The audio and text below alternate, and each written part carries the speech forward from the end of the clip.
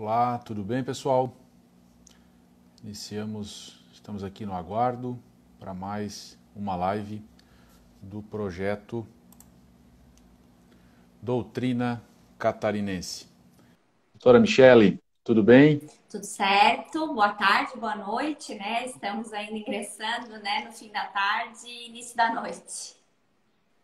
Boa tarde, doutora. Então, queria te desejar mais uma vez boas-vindas, né? Obrigado por sempre atender o convite da OAB, da ESA, da comissão, né? A doutora Michele, que faz parte também da Comissão de Direito Previdenciário da OAB de Santa Catarina. Aliás, ela é muito ativa junto à OAB de Santa Catarina, para várias colegas, várias amigas advogadas, para que nós possamos ocupar, né? As mulheres possam ocupar o espaço que é seu. Então, hoje vamos para mais uma live do projeto Doutrina Catarinense. A convidada de hoje, então, é a doutora Michele Barreto Catânio, e eu vou mostrar aqui para vocês o livro dela, a capa do livro dela, que eu tive a honra, né, de receber um autógrafo aqui muito carinhoso da parte dela. Doutora Michele, muito obrigado. Uma obra muito gostosa a leitura. Para quem tem domínio do espanhol, melhor ainda, dá uma reavivada, né, no espanhol, já que ela é toda em espanhol.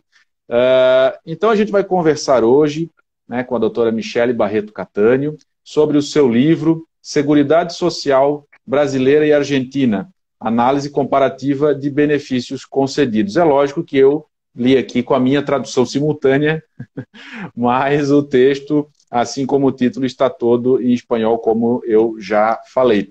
Doutora Michele, eu vou te passar a palavra, então, né, para as tuas considerações, depois a gente inicia aqui o nosso bate-papo, tá bom?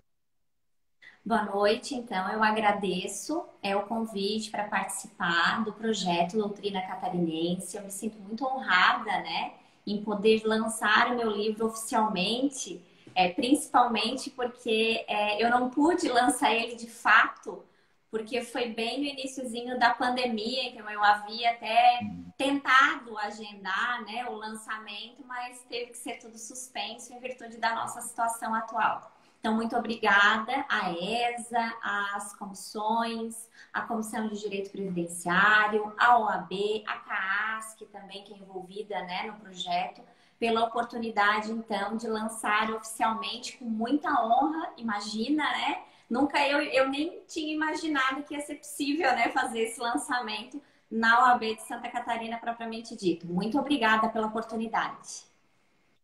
Nós é que agradecemos e acho que esse projeto, né, Doutrina Catarinense, vem justamente para fomentar, estimular, né, que os nossos advogados, principalmente aqueles que se dedicam à vida acadêmica, como é o teu caso também, né, eu sei que tu é professora, então que possam ter esse espaço para divulgar as suas obras e que possamos aprender com isso, né, e nos contaminar no bom sentido, né, para que possamos aí cada vez mais termos advogados, advogadas buscando, né, o estudo, o aprimoramento. Então, eu vou começar aqui, antes de passar a palavra para a doutora Michele, lendo um breve currículo dela, no sentido de inspirar não só os advogados, mas também as advogadas, porque, como eu disse inicialmente, a doutora Michele é uma advogada que tem uma atuação exemplar junto à OAB, temos uma campanha das mulheres na OAB para que ocupem o seu espaço. Então, em seu nome, doutora Michele, assim como da doutora Vanusa, minha vice-presidente, que eu vi que estava presente, né, um oi especial para ela aqui, um cumprimento especial. Eu cumprimento todas as mulheres que nos assistem e reitero o quanto vocês nos orgulham, né, a toda a classe da advocacia. A doutora Michele Barreto Catânio, então, é graduada em Direito pela Universidade do Sul de Santa Catarina, Unisul, pós-graduada em Planejamento Tributário, pós-graduada em Direito Previdenciário, pós-graduada em Direito do Trabalho, pós-graduada em Processo do Trabalho, pós-graduada em Didática do Ensino Superior, pós-graduada em Processo Civil, pós-graduada em Direito Previdenciário, doutora em Ciências Jurídicas e Sociais pela Universidade do Museu Social Argentino, a UNSA, Buenos Aires, com defesa de tese e aprovação em 16/6/2017.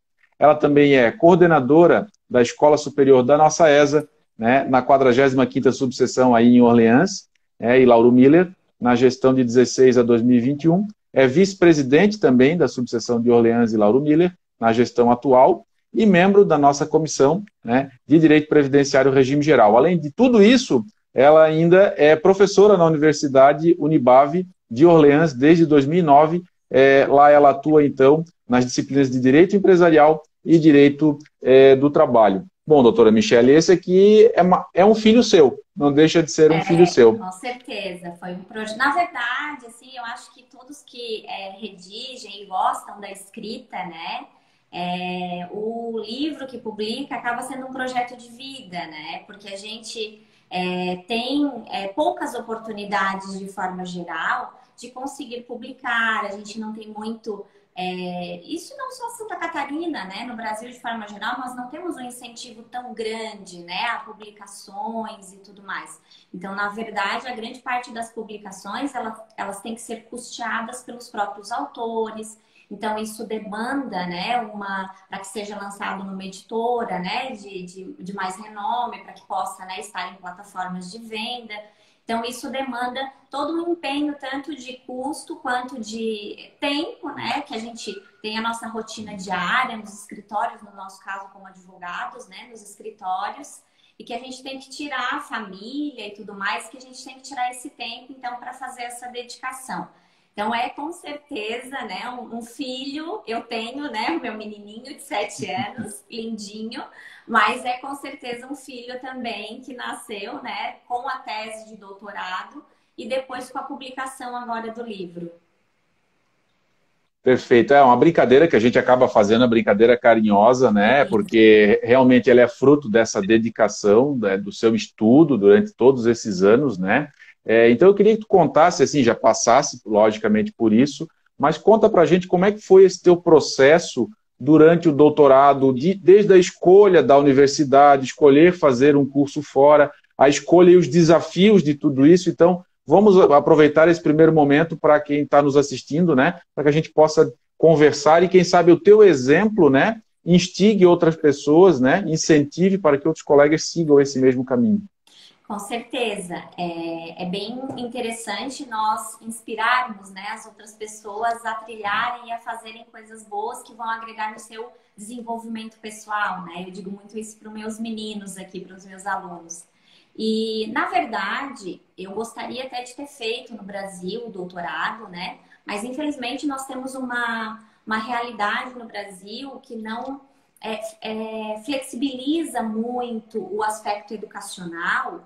E para os profissionais no dia a dia, por exemplo, vou, né, citar o meu caso, que dependo da advocacia, que eu não tenho como sair literalmente por 1, 2 anos do meu escritório para me dedicar exclusivamente num doutorado, num outro estado, às vezes até mesmo, né?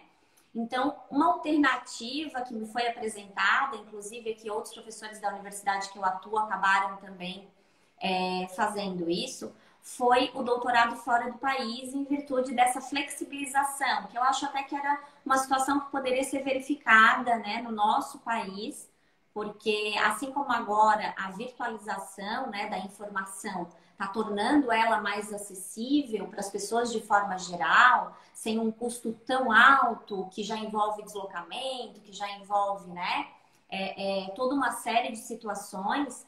Eu acho que nós temos que democratizar, então, a educação um pouco mais no nosso país, porque ela acaba sendo elitizada não por falta de vontade das pessoas, mas porque talvez essas pessoas não tenham o acesso financeiro para chegarem perto dessas oportunidades de estudo. Porque, por exemplo, no meu caso, que nunca tive condição financeira, eu tive que proporcionar a minha condição financeira através do meu trabalho nos meus escritórios. Hoje eu tenho 3 filiais do meu escritório. Então, assim, para que isso fosse possível, eu tive que justamente me manter, né? Quando eu pude fazer isso, quando eu pude me manter para estudar, quando eu pude me manter para me deslocar, inclusive, para um outro país, é que eu pude me aventurar, então, estudar, que foi sempre uma vontade minha desde criança. Inclusive, eu estou já pesquisando e verificando para fazer o PhD, mas assim, não por imposição ou por necessidade profissional, porque a gente sabe que na advocacia, no dia a dia, não nos é exigido obrigatoriamente essa condição, Uhum. mas para enriquecimento pessoal e por um desejo meu pessoal, né, de crescimento mesmo intelectual, porque eu gosto muito de estudar e eu penso que todos os dias nós temos a oportunidade de nos desenvolver. Então, nesse sentido, foi que eu optei, né, por fazer fora do país, porque eles faziam a condição, então, de fazer aulas fracionadas em semestrais. Tinha que ser a mesma carga horária aqui no Brasil, bem como a mesma quantidade de dias e tudo mais, né? Só que eles condensavam isso, faziam isso ficar mais próximo, né? Em segmentos. Aí era janeiro e junho, geralmente, nós ficávamos de 15 a 20 dias, então, como eu fiz em Buenos Aires, né? Lá em Buenos Aires, Uhum. e com aula das 8 da manhã às 8 da noite, com um intervalo de 1 hora apenas e alguns intervalos de 15 minutos, né, que eles faziam, mas era uma rotininha, assim, bem puxadinha, assim, de aula, e os trabalhos tinham que ser Imagino. feitos, assim, meio simultaneamente, então, às vezes a gente passava a noite, assim, fazendo lá os trabalhos para que no outro dia a gente pudesse entregar e tudo mais, e tinham os maiores, né, que na verdade os nossos alunos acabam reclamando das monografias, né? Mas cada disciplina que Sim. a gente finaliza no doutorado, isso não é o doutorado todo, cada uma disciplina a gente faz uma monografia, né? Então, exige toda uma dedicação, tanto durante o período quanto posterior, e a gente tem os afazeres, então eu acabei depois, a tese em si de doutorado, eu acabei demorando um pouquinho mais para apresentá-la, porque nesse meio tempo eu tive o meu filho também, né? Então, a condição de mãe, assim, acabei parando um pouquinho, aí pedi lá certinho na faculdade, acabei atrasando 1 ano o projeto, né, que Uhum. teria que ser defendido. Mas em 2017 foi possível, o meu orientador então fez a aprovação do tema e, enfim, de toda a escrita e agendaram então a defesa da tese, que foi uma experiência até bem interessante, a defesa da tese, porque eu não sei, né, porque tem alguns colegas que fazem na Europa, né, eu não conheço o sistema da Europa, então não posso emitir opinião, mas do Brasil eu sei que é um pouco diferente, assim. Que aqui nós temos o hábito, por exemplo, de durante a banca, o professor, então o orientador participa, né? Mesmo que não lhe faça necessariamente Uhum. pergunta, mas ele está ali presente, interagindo, né? E nós temos a gente brinca, né? Os inquisidores, né? Que vai fazer necessariamente as perguntas. Então lá isso não existe. Lá realmente você vai para uma sala, agendado na sequência, né, as teses, à medida que termina uma defesa, inicia outra. E são 3 avaliadores e só os avaliadores, o orientador não participa, não estava presente no momento, assim, que é um pouco diferente, mas ele tinha me avisado, né, enfim. E é aberto ao público também, como aqui é, né? Então, alguns colegas ficam geralmente ouvindo. E aí lá, como eu fiz em Buenos Aires, né? Aí o porquê do comentário do Dr. Jorge mencionou, a situação do espanhol, né? É que, na verdade, quando a gente está em outro país, a gente acaba tendo que se adaptar com a realidade dele, Uhum. né? Necessariamente. E aí o que acontece? Eu fiz isso, porque eu acho que realmente, como eu fui lá, né, a gente tinha que dar também esse crédito, né, nessa situação. Então, eles Uhum. orientavam para que a gente ou explicasse pausadamente, tentando assemelhar algumas expressões em espanhol para os professores, né, porque nem todos falavam português, ou Sim. então, mas recomendavam mesmo a gente fazer a defesa em espanhol. E daí foi isso que eu fiz. Eu acabei fazendo um curso de espanhol, né, aqui no Brasil, daí, né, no Uhum. meio ali da feitura do doutorado, para poder fazer então essa defesa da minha tese em espanhol. Claro que alguma coisa a gente arrasta, né, porque é muita Sim. linguagem técnica, né, mas assim, me Uhum. esforçando ao máximo para passar a informação corretamente. Então foi uma experiência de vida para mim, assim, bem interessante, por assim dizer. Eu gostaria só de agradecer a doutora Neuci, a doutora Marta Neckel, que está aqui presente, que elas são da comissão da mulher advogada, e elas também me deram bastante apoio e incentivo para fazer a inscrição, então, para o projeto. Foram bem queridas aqui na minha região também. Que bacana, bem-vindas então as doutoras, né, referenciadas, e é muito gostoso ouvir a tua narrativa, doutora Michele, sobre essa trajetória, porque a gente percebe na tua fala a tua satisfação, a tua felicidade, e isso só demonstra o quanto foi, apesar de, claro, todas as agruras que se passa durante um processo desse, distância da família, etc., mas o resultado foi super positivo e talvez a gente pudesse usar o exemplo, né, além de todo o conhecimento técnico que a tua tese te trouxe, né, que ela significou, afinal de contas foram anos, né, nesse estudo aprofundado, mas ainda tivesse a nova língua, né? Então quer dizer que ainda tivesse mais esse aprendizado, além da cultura de outro país e tal. A pergunta seria nesse sentido, se isso atrapalhou muito, atrapalhou mais ou ajudou mais? Na verdade, no dia a dia, assim, como eu tive bastante afinidade com o espanhol e já tive essa preocupação desde o primeiro momento, quando eu iniciei o doutorado, eu já iniciei também cursando o espanhol, eu acabava ficando de tradutora até dos meus colegas, assim, quando a gente ia em outros locais, até em restaurantes, assim, né, no dia a dia. E eu aproveitei bastante foi para treinar assim a fala, a pronúncia durante as viagens, para até me incentivar a estudar e tudo mais, para que quando chegasse então no fim desses 4 anos, né, de caminhada, eu conseguisse então fazer essa apresentação da tese de doutorado, que eu sempre tive vontade de tentar fazê-la em espanhol e conseguir assim. Porque, como eu disse, eu acho que a gente tem que valorizar o local que a gente está. E eu me achei acolhida, assim, na Argentina. Eu não tinha, até aquele momento, viajado para outros países, né? Quando eu iniciei o meu doutorado. E foi uma experiência de vida maravilhosa, assim. Eu achei interessante, porque lá na cidade mesmo, né? De Buenos Aires, eles têm alguns hábitos assim bem peculiares no sentido de praças, jardins e as pessoas realmente sentadas lendo livros, sabe? Porque eu sou das antigas ainda. Eu gosto de folhear o livro assim, né?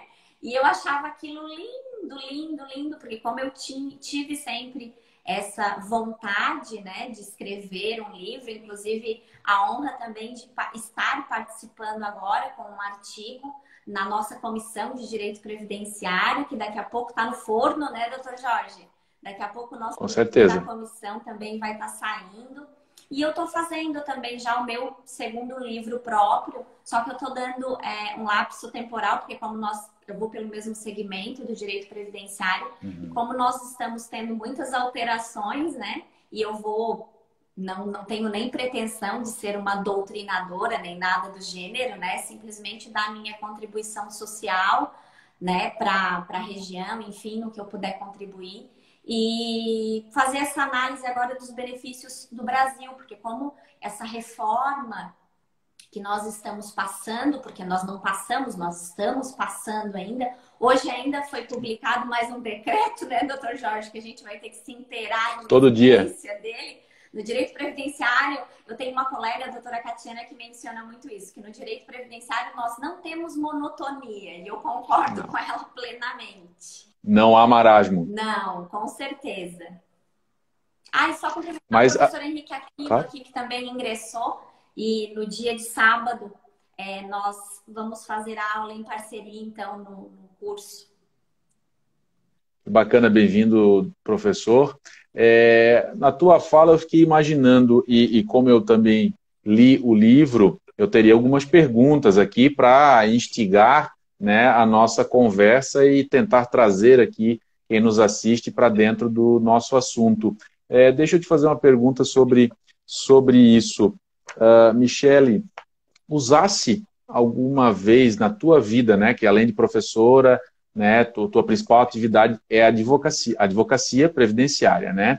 Então, pelo teu conhecimento aprofundado, já que tu tratasse aqui do comparativo entre os regimes brasileiros, né, do Brasil, Previdência no Brasil e da Argentina, e tratasse cada benefício, tanto no Brasil quanto na Argentina, já tivesse oportunidade de usar esse conhecimento de forma prática, de repente, com os acordos internacionais que a gente tem entre Brasil e Argentina? Infelizmente não, assim, não apareceu nenhum argentino para me aposentar que utilizou o regime. Mas eu tenho conversado com alguns colegas que não necessariamente da Argentina, mas que no nosso país e na nossa região, aqui Santa Catarina, está se tornando muito comum a utilização desses acordos, né? Aqui nós temos o acordo do Mercosul, mas com relação a outros países da Europa, por exemplo, a gente tem muitos haitianos agora aqui, né? Então, por exemplo, o benefício do LOAS, que é reconhecido para ser deferido também para estrangeiros, né? Então, a gente tem algumas particularidades que asseguram, então, para as pessoas. Na verdade, assim, eu percebo que o Brasil, de forma geral, assim, mesmo que a gente reclame bastante, porque previdenciaristas tem que reclamar porque todo dia tem norma nova. Então, eles também não ajudam muito, né? Mas, enfim... Mas a gente reclama, mas assim, comparado com vários outros países, por exemplo, a Argentina, que teve uma crise financeira, então, e com relação à previdência social muito grande, a reforma que nós tivemos agora em 2019, eles tiveram lá a partir de 1994, né? Então, eles vieram numa gradativa, assim, de um escalonamento dessas modificações com relação à reforma e principalmente esses benefícios, né, que eram concedidos, que acabam sendo bem semelhantes aos benefícios que são concedidos aqui no Brasil, com uma nomenclatura um pouquinho diferenciada, depois eu até posso mencionar ali para a curiosidade do pessoal, mas de qualquer forma, assim, o que eu percebo? Que o Brasil acabou sendo mais feliz na feitura dessa reforma e na aplicação prática dela. Óbvio que nós estamos passando por várias intempéries, mas a gente percebe que todos os países estão passando por essa dificuldade dessa transição de regime e principalmente lá o que as professoras de geografia nos diziam lá no colégio, que é aquela pirâmide demográfica, né?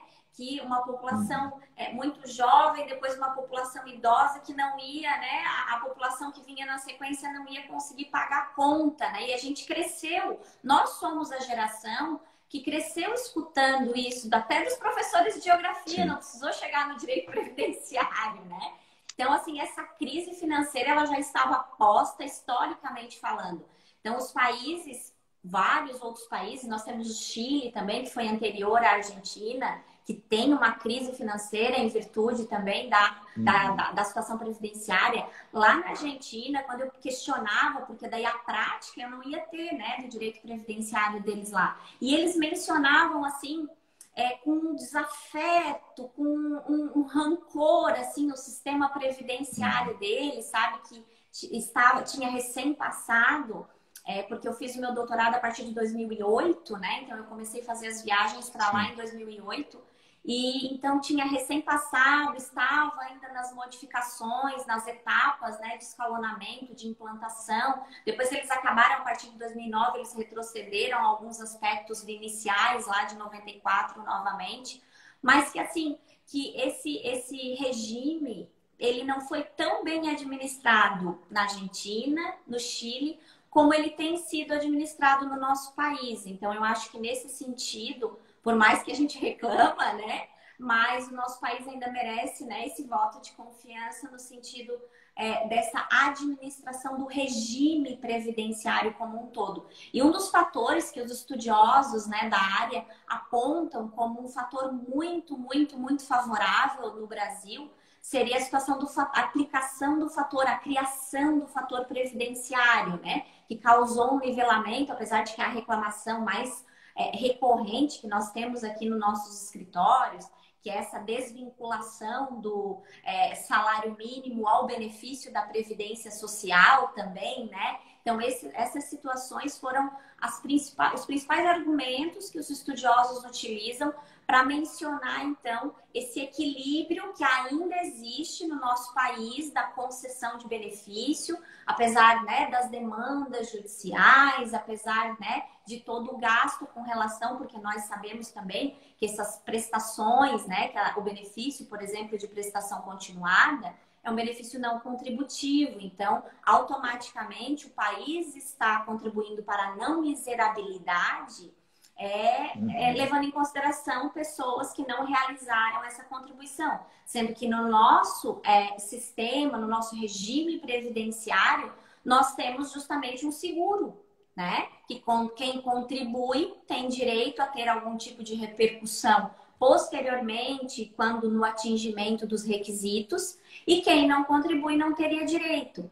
Então, assim, o que eu vejo e o que eu acabei, assim, refletindo sobre essa situação era muito nesse sentido, assim, de que as pessoas, principalmente em outros países, a gente não sabe como é que vai caminhar a nossa reforma, mas até agora ela tem sido bem conduzida, assim, a gente não acha ela maravilhosa, mas comparado a outros países, ela tem sido bem conduzida, né? Claro que a gente tem cada um a sua opinião particular e eu também acho que poderia melhorar bastante, assim.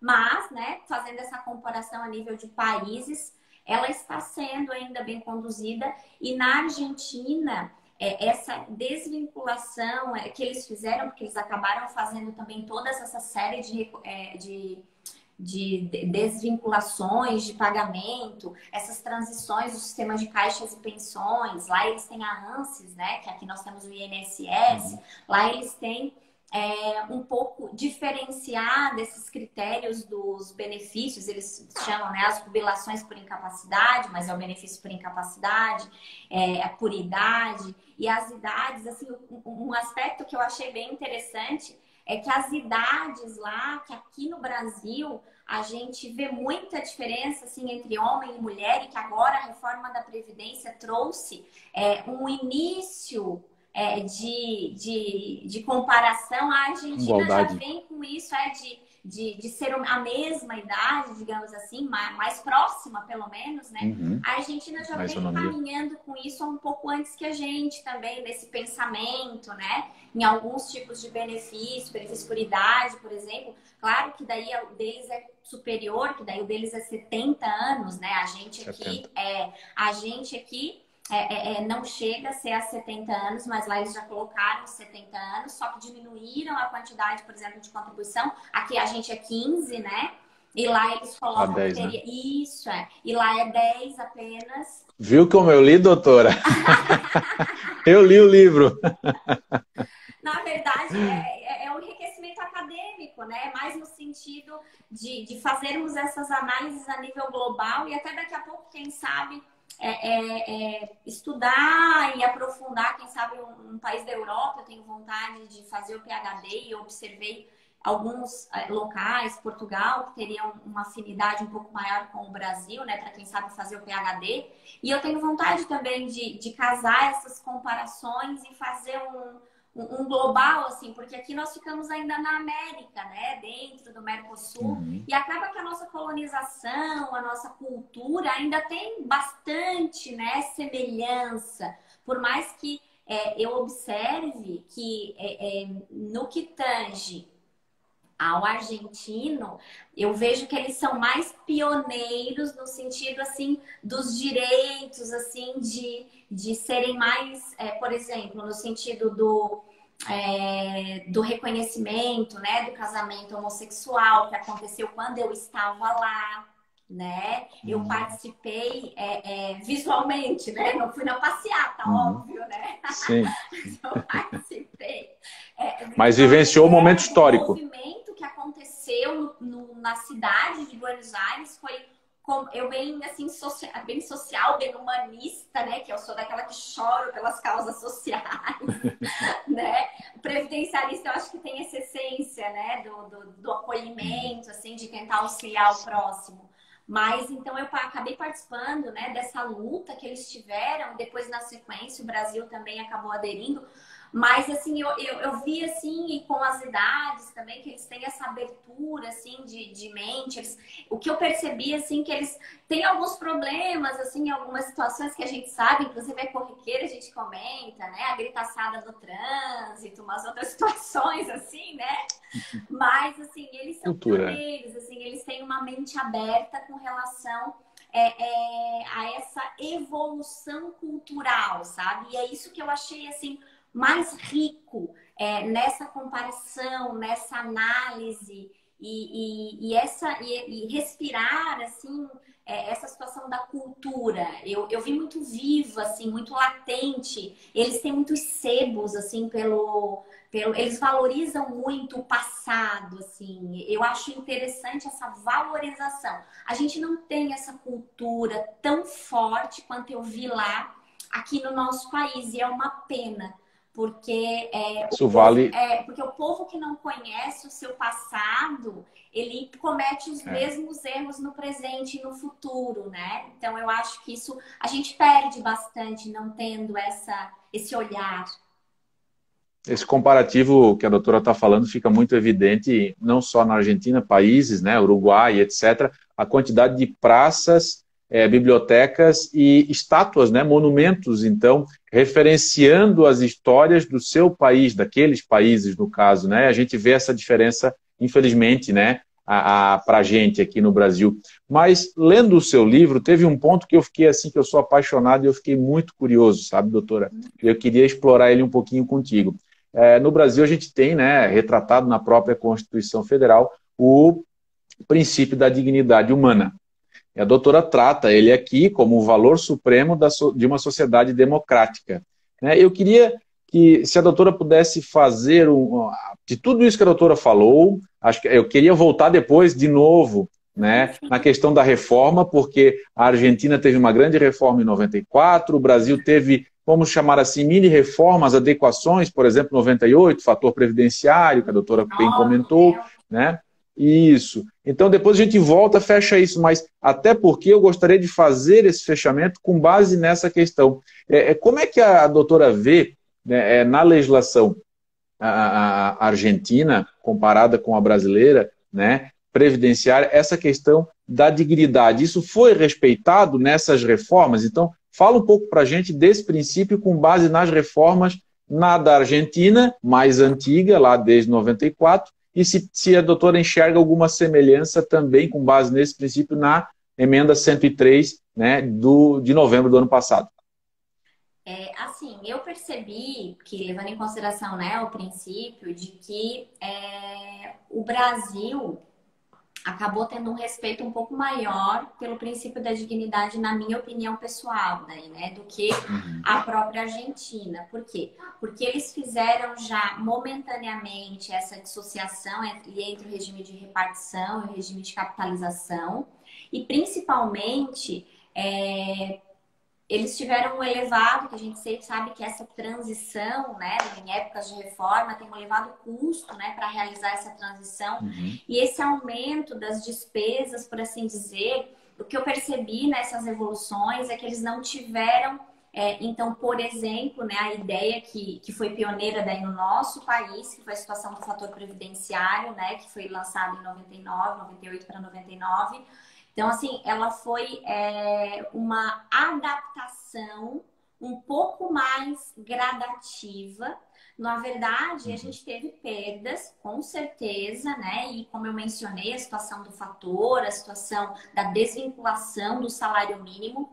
Mas a Argentina, por exemplo, não teve toda essa preocupação, né, em fazer essa gradação. Ela simplesmente implantou esses benefícios, claro, fez lá os escalonamentos, as adequações, eles têm lá os benefícios, tem até um benefício específico que seria com relação à implantação, à antecipação, à concessão do benefício de quem contribuiu antes, quem contribuiu depois da referida reforma, né? Então, eles têm essas adequações e esse pioneirismo em alguns segmentos. Mas no que tange a dignidade da pessoa humana, eu acho que o nosso país ele foi mais feliz efetivamente na prática daí, já falando da prática, né? ele foi mais feliz no que tange a aplicação prática, então, a transição, pelo menos inicial, porque nós estamos iniciando essa transição da nossa reforma, apesar de nós tivemos, então, esse pensamento. E assim, ó, uma coisa que eu percebi foi que a gente ainda pensou a reforma e fez.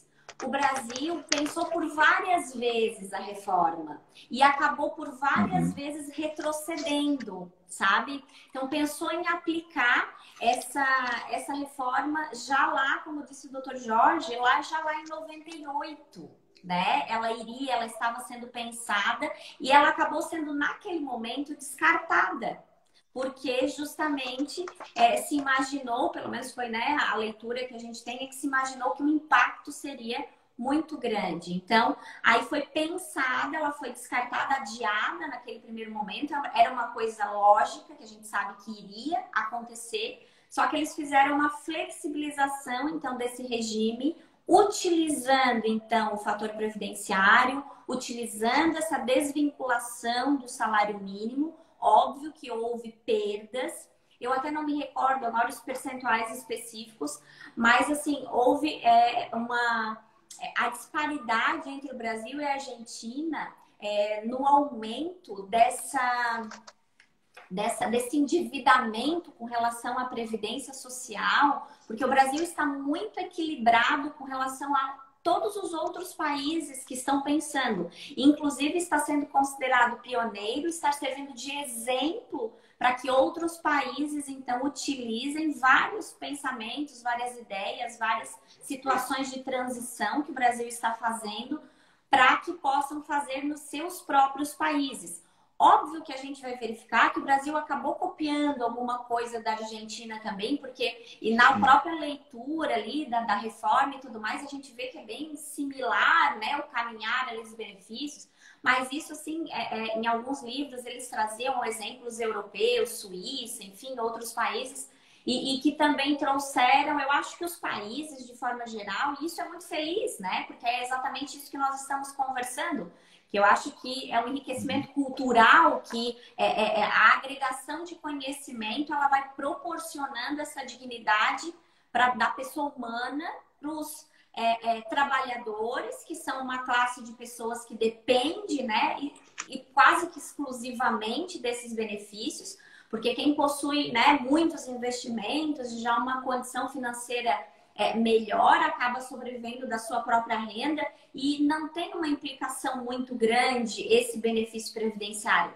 Mas a gente sabe que essa não é a realidade da grande parte da população. A gente sabe que a realidade da grande parte da população é no sentido principalmente de sobreviver desse benefício. Inclusive esses atendimentos que a gente acaba fazendo no nosso dia a dia como previdenciaristas, no escritório e tudo mais, a gente fica muito feliz, sabe?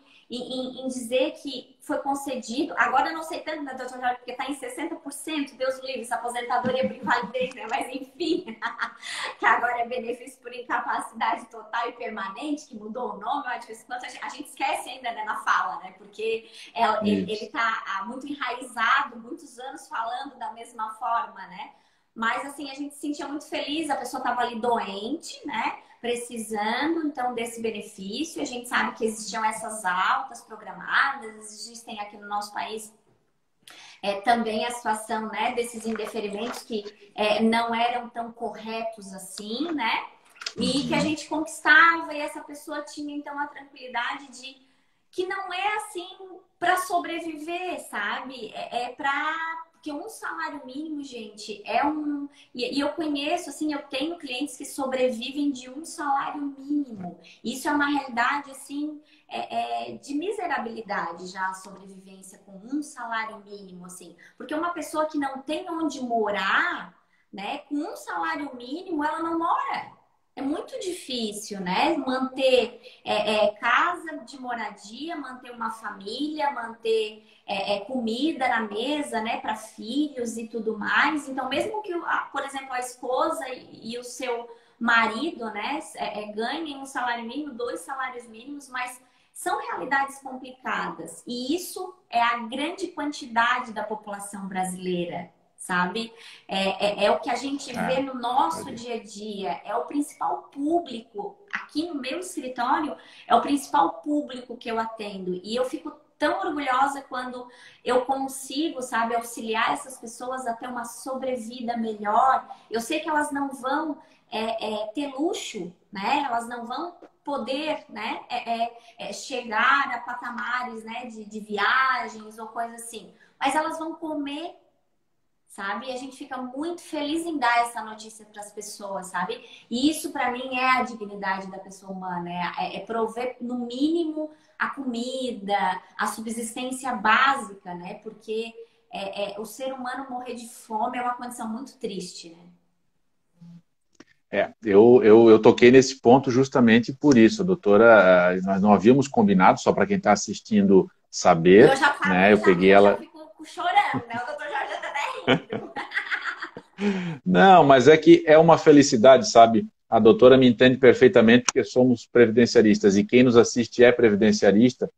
É uma das atividades das áreas do direito que a gente tem mais isso aflorado, né? Por quê? Porque a gente trabalha diretamente com essa pessoa, com esse cidadão, esse segurado, que está nessa situação de vulnerabilidade social, benefício por incapacidade durante a pandemia, em que o segurado não pôde receber, não teve acesso por conta das perícias, talvez. Então, e esse um salário mínimo, que a doutora bem falou, né, eu quis provocar nesse sentido, né, já não é suficiente. Quiçá se fôssemos partir para a ideia original, que era, inclusive, desvincular de um salário mínimo. Né? Então, me parece que estaríamos, se isso tivesse sido acatado, eu estou falando da reforma brasileira, e estaríamos mais distante, né, desse mínimo existencial, né, dessa dignidade que, convenhamos, um salário mínimo ainda não é suficiente, mas nos ampara, né? Então, conseguimos, na questão da reforma brasileira, afastar essa desvinculação do salário mínimo, já foi uma vitória. E o contexto das reformas, que a doutora muito bem falou, fiquei, né, a gente fica analisando e é muito bacana, porque vai conversando e vai voltando. Me recordo que em 94 isso ocorreu na Argentina, a década de 90 como um todo, a América, os países da América do Sul tiveram forte influência do Fundo Monetário Internacional, quem não lembra dos empréstimos do FMI ao Brasil também, a Argentina, depois com a crise, né, a bancarrota em 2001, isso ficou e agravou muito mais lá, mas a reforma no estilo de 94 da Argentina e o texto original da nossa, ela era para ter passado no Brasil já em 98, e como a doutora bem conseguiu, né, fazer essa análise muito precisa, o Brasil ele postergou, foi fazendo adaptações e com isso a sociedade acabou sofrendo menos porque nós tivemos uma moeda nesse período forte e aí talvez acho que seja, aí na minha humilde opinião, talvez o principal diferencial desses países como o Chile, como a própria Argentina, a questão da moeda, porque o Chile depois teve uma crise muito forte com a crise de 2009, a moeda caiu e a Argentina foi ainda antes de 2001, né? Mas falando em mínimo existencial, me chamou também a atenção aqui num dos benefícios que a doutora fala, que é da prestação mínima, né?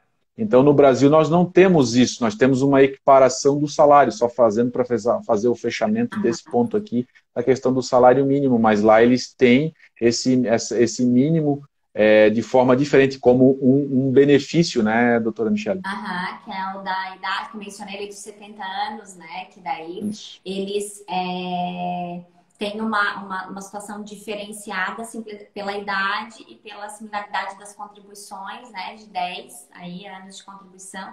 E principalmente o que eu vejo assim, as críticas principais no que tange a essa evolução aí das reformas e tudo mais lá na Argentina. Eles não veem, então, como a gente não vê aqui também com bons olhos, né, a reforma, mas na situação deles lá, está existindo um desincentivo muito grande à filiação, sabe? Então, assim, o que os doutrinadores estão mencionando é que as pessoas, como tem essa previsão, né, dessa situação do mínimo ali, que vão receber essa prestação mínima, Então, eles não estão se preocupando em dar continuidade, então, nessas contribuições e estão acabando ficando mais na informalidade, porque se é para, teoricamente, que é o que a gente às vezes fala aqui, né? Se é para ganhar salário mínimo, né? Então, eles utilizam o dinheiro, porque a gente sabe que não são pessoas abastadas, né? Só que isso está causando uma outra crise, um sequencial, né, dessa reforma com uma outra crise, no sentido de manutenção, então, desses benefícios. Porque justamente essa falta de filiação vai fazer com que não tenha, então, esse valor para que isso persista. Então, é isso que a gente tem que ter um olhar e um cuidado significativo aqui no nosso país também, para que não tenha esse mesmo pensamento de agora para frente, que as pessoas não queiram, então, não se filiar mais à Previdência Social, porque senão não vão prover nem o seu próprio, né? Daqui a pouco, há anos, óbvio, né?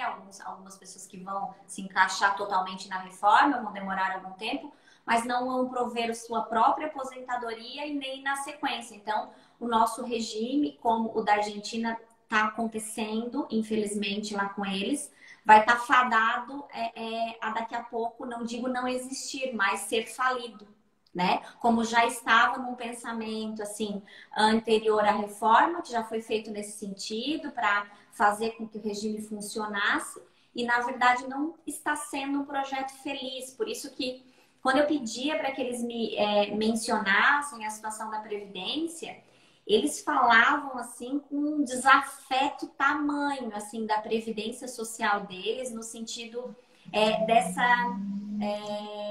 dessa contrapartida, dessa insegurança. E daí essa insegurança futura, porque você paga um seguro, porque é um seguro, né? Que você vai pagar para na sua velhice ou na sua condição de saúde com problema, você ter aonde se socorrer. E se você não tiver, se você tiver essa insegurança futura, você vai pensar, não, mas quem sabe eu vou economizar esse dinheiro, eu vou comprar lá uma salinha para alugar, ou eu vou fazer uma outra coisa da minha vida, porque eu acho que disso aí eu não vou sobreviver, né? Mais ou menos a linha de raciocínio na parte prática, claro que dependendo, né, a condição, daí vai cair realmente na prestação mínima, né? Mas na efetividade seria isso. E daí isso vai causar com certeza, né, uma crise no sistema, até a quebra do sistema e a inviabilização dele no extremo, né, da situação, a inviabilização dele. E como eles estão com essa reforma mais adiantada, porque eles iniciaram antes, e sem flexibilizações como nós tivemos aqui para fazer esse déficit, então eles faziam como é feito aqui também aqui no Brasil, que até eu fui descobrir que era feito isso, assim, dessa forma de venda de títulos, realmente depois pesquisando, né? Que eram os títulos colocado em leilão, né? Da dívida pública e tudo mais. Então lá o endividamento, né? É muito grande. Eu até tinha notado, eles estavam em 93 com um déficit de 891 milhões de dólares. E em 2000, ou seja, posterior à reforma, eles estavam com 6,7 bilhões de dólares. Então, assim, isso são dados trazidos assim por instituições de estudo, né, financeiro, e realmente traz esse reflexo do que eu estou mencionando, desse aumento no endividamento mediante essa insegurança e essa falta de contribuição pela descrença da população, na verdade. Então, é isso que nós vamos ter que tomar de exemplo da Argentina e de outros países que passaram, né, por várias situações, para o nosso país.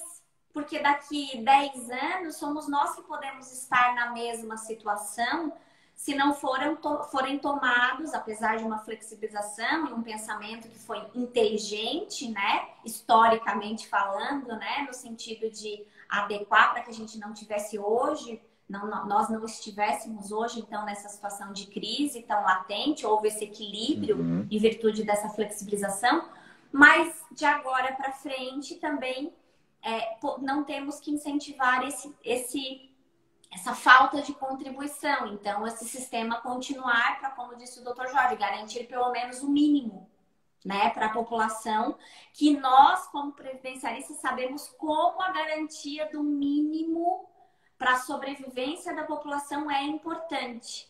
E se a Seguridade Social, que daí é o LOAS aqui que a gente, né, tem no nosso país, tiver que bancar tudo, como é que a gente fica? Né? Não vai gerar uma Esse, crise esse, financeira maior ainda? esse é o ponto, doutora Michele, se me permite uma parte, é justamente esse, né? É porque a garantia de uma renda básica, de uma prestação mínima, que é o que o regime da Argentina, né, garantiu, e que era a tentativa inicial aqui também no Brasil, né, a partir de um tempo mínimo, desestimulou, né, lá na Argentina. Então, a gente tem, nós brasileiros, né, nós enquanto país, temos a possibilidade, né, e esperamos que quem está à frente disso tenha a inteligência para observar o que ocorreu, por exemplo, na Argentina, o que ocorreu no Chile, e adequar para a realidade brasileira, de modo que possamos, né, já que temos esse delay, essa diferença de tempo aí do que eles experimentaram para o que nós estamos iniciando agora, possamos corrigir essa rota para não cairmos nessa mesma armadilha, porque é justamente isso. Se o sistema não for interessante, as pessoas vão deixar de contribuir a um valor maior. E se elas contribuírem no valor mínimo e por um tempo mínimo, lógico que não é nada imediato. Quando se fala em previdência, nada é imediato, sempre é daqui 2, 3 gerações. Mas a gente tem um reflexo. E aí, o que a gente vai fazer para corrigir isso? Porque o sistema ele tem que se manter, né, não digo superavitário, mas ele tem que se manter minimamente viável, né, equilibrado, para que ele tenha essa sustentabilidade. E aí as contribuições, essa atratividade. Veja, no Brasil, relatório do governo federal, quando do lançamento da emenda 103 ano passado, dizia que 67,5%, ou seja, quase 70% da população, dados de então, recebiam um salário mínimo. E cerca de 78% de 1 a 2. Então, isso, de novo, com base nas regras antigas. Né? Agora, como a doutora bem falou, 60% da média das contribuições, né, a partir de 15 anos ou 20 anos, a depender do período da filiação. Né? Então, vejam que para o futuro nós teremos que corrigir essa rota, porque senão me parece que estaremos indo para esse mesmo caminho. Mas a estrela é a doutora, a estrela é o seu livro. E eu queria lhe fazer uma pergunta, doutora, porque nos faltam, pelas minhas contas aqui, em torno de 5 a 6 minutos para o encerramento. Oi? Já estamos no fechamento. Eu queria lhe fazer um questionamento breve, né, da sua opinião, com base na sua vivência, no seu estudo, sobre a capitalização que na Argentina foi implantado na reforma, né, com base no que pretendia-se no Brasil, que não aconteceu, é bom frisar, não está na nossa reforma, mas ainda persiste a pretensão. Da sua opinião nesse sentido, né, e daí a gente já se encaminha então para o encerramento. Né? Seria delicioso se a gente pudesse ficar ainda mais tempo, o tempo voa, a gente não nota passar, mas a gente tem que respeitar. Isso. É que, na verdade, lá no sistema privado, né, de capitalização individual, eles incentivaram cada trabalhador a contribuir para fundos de pensões privadas, né? Então, para financiar a sua própria aposentadoria. E eles estipularam percentuais específicos para que isso acontecesse. E, assim, o que eu penso é que é complicado, assim, aplicarmos isso, assim, e trazermos essa situação do privado e fazer essa mistura dos regimes, assim. Eu não achei feliz essa ideia e não acho essa ideia feliz para o nosso país também. Porque são regramentos diferenciados e lá eles tiveram ainda uma reclamação latente no sentido da migração desse dinheiro de um lado para o outro, que acabava desestabilizando mais ainda, porque eles propiciaram lá essa migração, né?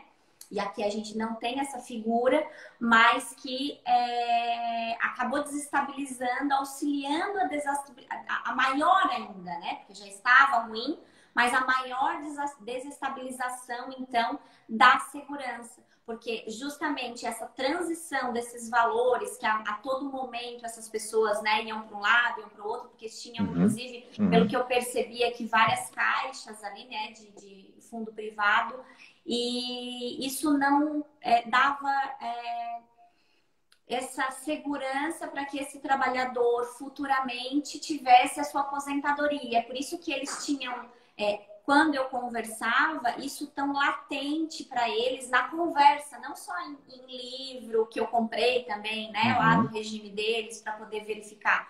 Mas na fala mesmo, quando eu perguntava para os professores, porque eu questionei muito eles como isso funcionava, e eles se custavam até um pouco para falar, porque eles eram muito indignados com o que estava acontecendo com o sistema deles, assim.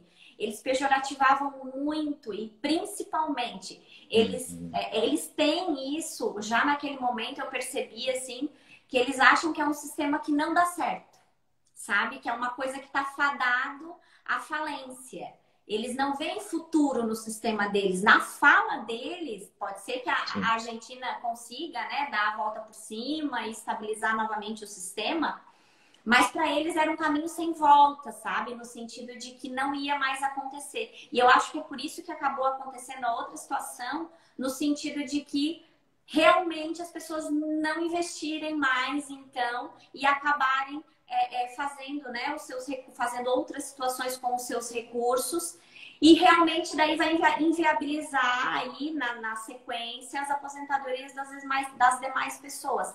E o déficit público, obviamente, vai aumentar significativamente, porque o endividamento não vai ter esse dinheiro para pagar e eles vão se endividando. Por isso que eu mencionei lá que em 2000, a diferença gritante, né, que eles já estavam de endividamento, eles estavam fazendo já, naquele momento, já em 2000, 20 anos atrás, eles já estavam fazendo esses financiamentos para pagar benefício, com uma diferença de 900 milhões para 6,7 bilhões. É muita coisa, é muita coisa. E os números ali, assim, eu não decorei todos eles, mas assim, os números assim que são trazidos assim no estudo, eles assustam bastante, assim. Eu espero, aí como cidadã, né? Eu espero que realmente isso não aconteça no nosso país, que os nossos governantes tenham então a destreza suficiente para lidarem com essas situações e principalmente, né, doutor Jorge, usar de exemplo, né, o povo que verifica a sua história não precisa ser a sua história local, né? A sua história mundial, a sua história, né? Olhar ao redor, né, o que está se passando, para tentar utilizar os exemplos positivos e negativos para melhorar. Todos devem, né, fazer isso, nós no dia a dia devemos fazer também, mas a nível mundial principalmente. A evolução, né? A busca pela evolução diária, como a doutora bem colocou até num post recente seu, que há um minuto atrás, né, nós éramos uma pessoa, nesse momento já não somos mais, e no próximo que vier não seremos. Então, que a gente possa utilizar nós, enquanto sociedade, enquanto indivíduos, enquanto profissionais do direito, possamos sempre evoluir. Eu penso que esse seu livro, né, esse fruto do seu estudo, do seu trabalho, muito bacana, gostoso de ler, tem a carga cultural, a gente lendo aprende, né, a questão do que é o outro país, e não é só a parte legal, a doutora fez todo o embasamento, a gente verifica, é muito gostoso essa leitura, pelo menos para quem é previdenciarista, consegue se localizar, né? Então, porque é importante a gente aprender, né, essa troca de cultura, de conhecimento, de vivências, de experiências, enquanto países, enquanto instituições, né, enquanto indivíduos, quem nunca trocou uma ideia com outro colega, então que a gente possa utilizar, já que o tempo, principalmente agora nesse momento possivelmente de encaminhamento para o fim dessa pandemia, nos mostrou todo esse período, né, a importância do tempo, de aproveitarmos bem o tempo e o conhecimento. Então, utilizemos o conhecimento adquirido, né? E aqui um excelente exemplo, de novo, é importante mostrar. E eu quero fazer uma pergunta, doutora, porque a gente está, acho que, a cerca de 1 minuto ou 2 no máximo para o fim. Quem tiver interesse pode comprar esse livro, entre em contato com a doutora, como seria? Não, tá à venda na editora Tirante, que é uma editora da Espanha. E, na verdade, quando eu entrei em contato com a editora, eu entrei em contato com uma editora que publicou um livro de um colega aqui no Rio Grande do Sul. E como a minha tese era em espanhol, já estava escrita em espanhol e tudo mais, eles me aconselharam, então, fazer a publicação por essa editora do convênio da Tirante, porque daí tinha status de publicação internacional, né? Teria uma maior relevância. É por isso do espanhol. Mas tem ali o código do e-book na contracapa que fornece essa possibilidade da tradução também, tá? É só perfeito. utilizar ali porque ele já vem com o e-book também. É o físico e para quem quiser, no caso, o virtual também já vem o código ali para acesso do virtual também. Essa editora é a mesma editora que o livro da comissão, que a doutora tem um artigo nele também. Então é a mesma editora do livro. Em breve, provavelmente final aí de outubro, a gente deve ter também o livro da comissão, né? A doutora Michelle